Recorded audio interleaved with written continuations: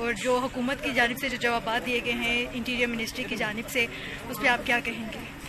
देखो, सेटिस्फैक्ट्री की तरफ तो जा ही नहीं रही सिचुएशन। 17 तारीख कहने को होता है, आप देखिए वो क्रिमिनल नहीं है, क्राइम रिपोर्टर नहीं है, हमें ये पता नहीं चल रहा कि किस केस में उसको पकड़ा गया है। अगर कोई केस था as security exchange commission of Pakistan family से रब्ता करता, वो हमें बताते हैं कि आपके बंदे के ऊपर, गवर्नमेंट एम्प्लॉय के ऊपर ये केस है, कोर्ट में उस केस को लेके आया जाए। ये कोई तरीका नहीं है। अगर एजेंसीज का नाम या किसी का वटेवर लिया जा रहा है, हमें नहीं पता, हमें सिर्फ ये पता है कि उनको उठाया गया, 23 नंबर गली से उठाया गया। हमें सिर्फ इस चीज का जवाब दे दे किस जुर्म में उठाया गया। जी अस्सलाम वालेकुम नाजरीन, ब्रेकिंग न्यूज विद अउन शिराजी की एक और अहम एपिसोड के साथ मैं आपको सैयद अउन शिराजी हाजिर खिदमत। नाजरीन, आज जिस इशू पे हम बात करने जा रहे हैं वो है साजिद गोंदल का। जॉइंट सेक्रेटरी थे SCCP के और इससे पहले जर्नलिस्ट रहे हैं, डान मीडिया ग्रुप के साथ थे। उनका अगवा होता है, इस्लामाबाद से अगवा होता है और हमारे बिल्कुल 1 किलोमीटर का यहाँ से मुसाफत है NARC की, जहाँ से उनकी गाड़ी मिलती है। साजिद गोंदल के केस की आज हियरिंग थी इस्लामाबाद हाई कोर्ट में, वहाँ पे उनके अहले खाना भी पहुँचे हुए थे। उनकी बीवी ने क्या गुफ्तगू की, पहले आप वो सुन लें, फिर उसके बाद आपको केस की पूरी समात का हाल बताते हैं। IG इस्लामाबाद वहाँ पे थे, DC इस्लामाबाद थे, सेक्रेटरी दाखिला थे, क्या कुछ हुआ जरा पहले साजिद गोंदल की बीवी का मौक़िफ़ सुन लें, फिर अगली बात करते हैं।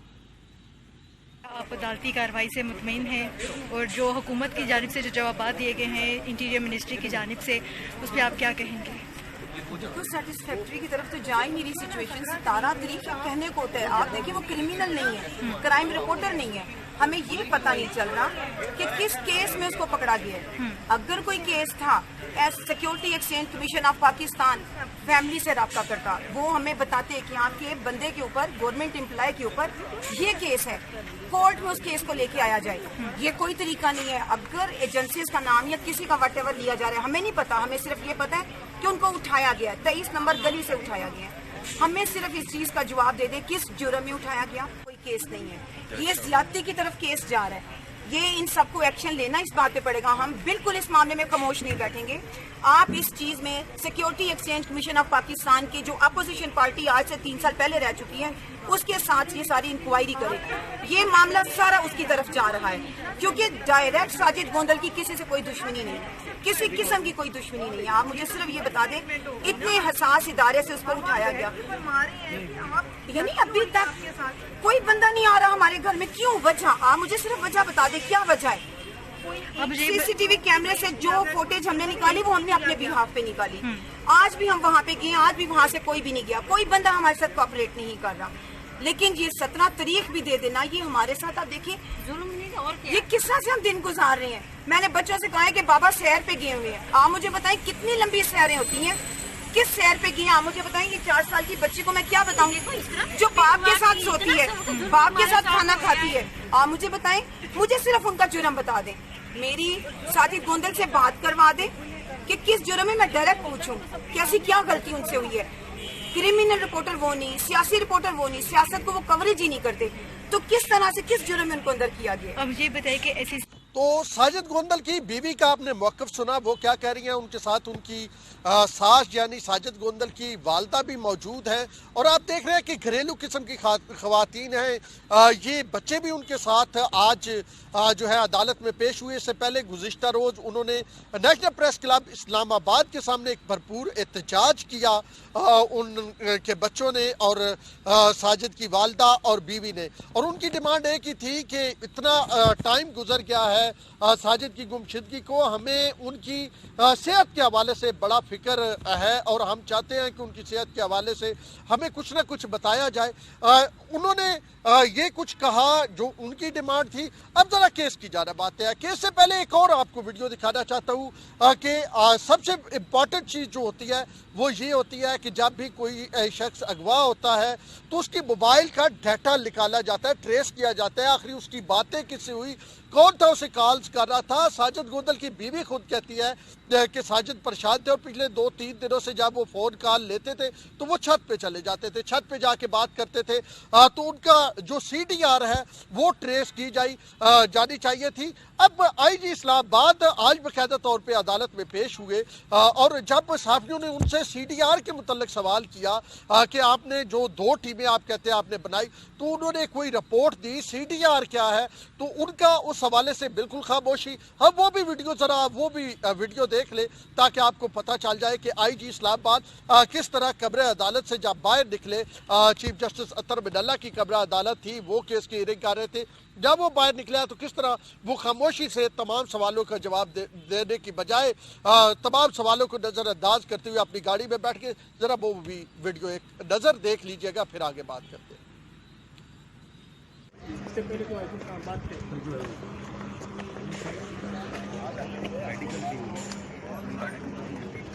अजीत साहब को अपडेट्स तो बता दीजिएगा, उनके पास कुछ है नहीं, वो CIA लैब नहीं काम कर रही उनकी, CDI। चले जी, ये दोनों वीडियोस आपने देख लिया। अब जरा केस की जानिब आते हैं और केस की समाअत तकरीबन जो है 1 घंटे तक जारी रही। इसमें जो है वो बायाबी के हवाले से दरख्वास्त थी। सेक्रेटरी दाखिला आईजी इस्लामाबाद और डिप्टी कमिश्नर अदालत में पेश हुए और चीफ जस्टिस ने रिमार्क्स दिए। इस्लामाबाद हाई कोर्ट के जो चीफ जस्टिस है अतर मिनल्ला, उनके ये रिमार्क्स थे कि ये अदालत शहरियों के बुनियादी हकूक की मुहाफ़िज़ है। अफसोस की बात है कि ये जुर्म वफाकी दारुल हुकूमत इस्लामाबाद में सरजद हुआ। ये छोटा सा वाहिद इलाका है जो वफाकी हुकूमत के बराह रास्त कंट्रोल में है। चीफ जस्टिस अतर मिनल्ला ने सेक्रेटरी दाखिला से इस्तफसार किया कि क्या आपको अंदाज़ा है कि जैसी कितनी दरखास्तें इस्लामाबाद हाई कोर्ट में ज़ेरे समाअत हैं। ये कहना था चीफ जस्टिस अतर मिनल्ला का।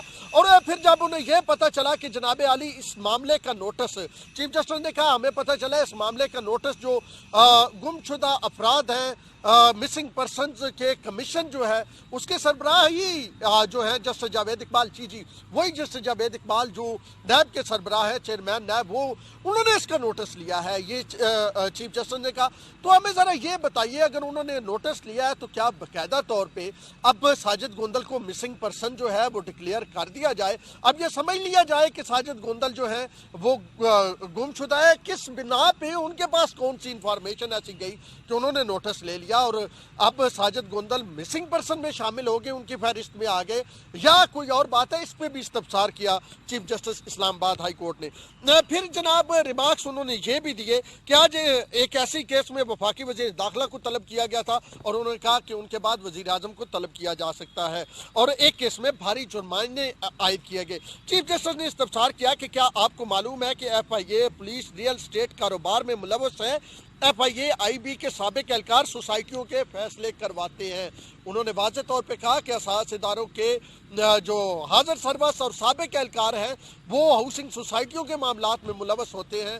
वो जो है ऐसे मामलात में जहाँ पे कन्फ्लिक्ट ऑफ इंटरेस्ट है। क्या वज़ीर आज़म साहब को ये मालूम है? क्या इदारों को ये मालूम है कि उनके एहलकार क्या कर रहे हैं? हमने कल एक वीलॉग किया है, कल एक वीडियो किया है ब्लू वर्ल्ड हाउसिंग सोसाइटी के हवाले से, और वहाँ पे हमने किस तरह इदारों के लोग उसमें जो है वो रिटायर्ड लोग मुलव्वस हैं या उनका क्या किरदार है, उस हवाले से हमने पूरी वीडियो किया है, जिसकी तरफ आज इशारा chief justice Islamabad high court justice Athar Minallah ने किया।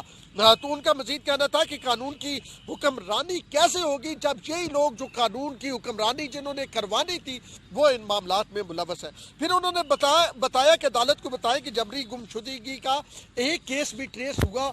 ये इस्तफसार किया और ये बड़ा इंपॉर्टेंट चीज़ है। आपने मतीउल्लाह जान केस में देखा था कि मतीउल्लाह जान के केस में भी अदालत ने बड़ी सख्त ऑब्जर्वेशन दी थी और कहा था कि पेश किया जाए। इस मामले में भी अदालत ने आज ये कहा हुआ था कि गुमशुदा साजिद गोंदल को पेश किया जाए, लेकिन मैं उसमें बाद में आऊँगा कि अदालत को जिन मामलात में ये IB की बात की, पुलिस की, FIA की, ये हाउसिंग सोसाइटियों की, क्या ये बात करनी चाहिए थी?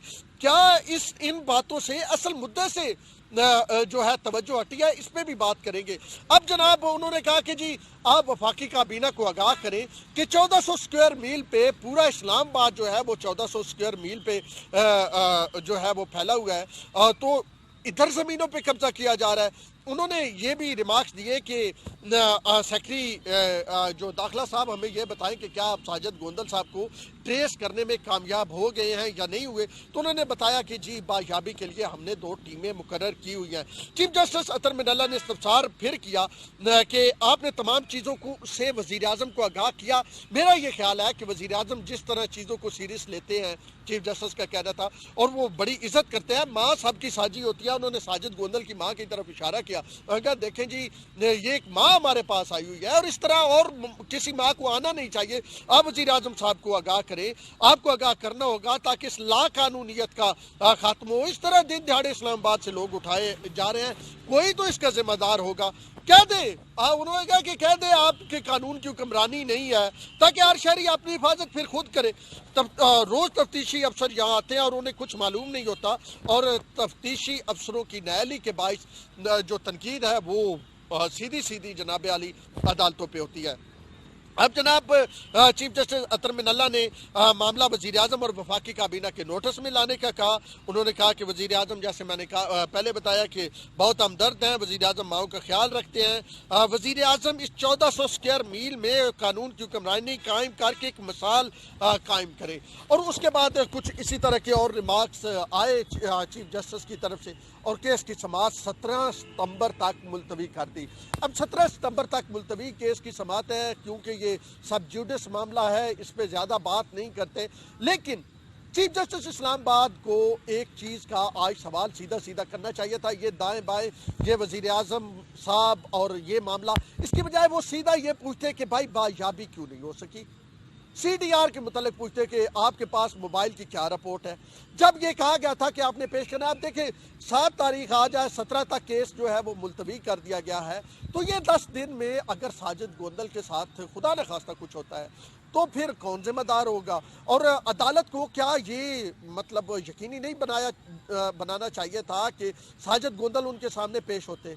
अगर ये जो 45-50 मिनट की समाअत थी, इसमें जो बातें की गई, ज़मीन पे कब्जे की, इस्लामाबाद की, ये वो आगे पीछे, इसकी बजाय अगर मुद्दा वही जो बच्चे बेचारे 4 बच्चे वहाँ पे, एक बूढ़ी माँ, एक बीवी वहाँ पे मौजूद थी कमरा अदालत के अंदर, अगर मुद्दा यही सिर्फ होता कि जनाब आली क्यों नहीं पेश किया, आप हर सूरत पेश करें, आपको पेश करना पड़ेगा, तो फिर अगर आपने देखा कि मतीउल्लाह जान भी सामने आ जाते हैं और अगवाकार उन्हें छोड़ देते हैं, तो इस मामले में अदालत हमें लगी कि अदालत दीगर मामलात पे ज़्यादा टाइम अदालत का गया है। और जो साजिद गोंदल वाला मामला था उस पर अदालत का जो है, क्योंकि हम ऑब्जर्वेशन दे रहे हैं, हमने वो हेयरिंग के हवाले से बात कर रहे हैं, साजिद गोंदल वाले मामले पे डायरेक्टली अदालत इस तरह नहीं आई जिस तरह डायरेक्टली अदालत को ये समाज जो है वो 5 मिनट में भी ख़त्म हो सकती थी, 10 मिनट में भी ख़त्म हो सकती थी।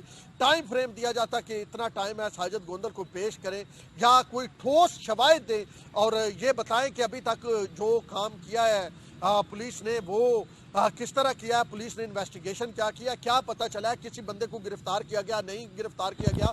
वफाकी दारुल हुकूमत इस्लामाबाद है, सेफ सिटी है, और इतना अरसा मतलब इतना टाइम हो गया है, इतने घंटे गुजर गए हैं और अभी तक जो है वो बायाबी नहीं हो सकी। तो ये मेरे ख्याल में एक ज़्यादा जो है वो इन्फ्लुएंशियल किस्म का जो अदालती किरदार होता। खैर, अब 10 दिनों के लिए समाअत मुलतवी कर दी गई है, अब समाअत होगी 17 को। और आपने देखा कि इसमें अहम चीज़ ये आई कि चेयरमैन नायब ने, जो कि बतौर मिसिंग पर्सन कमीशन के सरबराह के नोटिस उन्होंने लिया और वो साजिद गोंदल का नाम उधर भी चला गया। तो ये अब बड़ी गंभीर सी एक सूरत हाल बनती जा रही है। SCCP की भी मैंने खेज खामोशी है। फिर एक और चीज़ जो चीफ जस्टिस ने पूछी, उन्होंने पूछा कि आप में से कौन जो है वो गया साजिद गोंदल के घर, तो उस पर जो है IG ने बताया इस्लामाबाद ने कि DSP साहब गए हैं। तो उन्होंने कहा कि क्या DSP के जाना बनता था, क्या कोई और जिम्मेदार अफसर नहीं जा सकता था। तो इलाका ये बिल्कुल जहाँ मैं अभी इस वक्त व्हील कर रहा हूँ, इसके करीब 1 किलोमीटर का फासला भी नहीं है, शहजाद टाउन के इलाका है जहाँ पे साजिद गोंदल की फैमिली रहती है, और इसके बिल्कुल NARC करीब जो है ये वाक़या हुआ।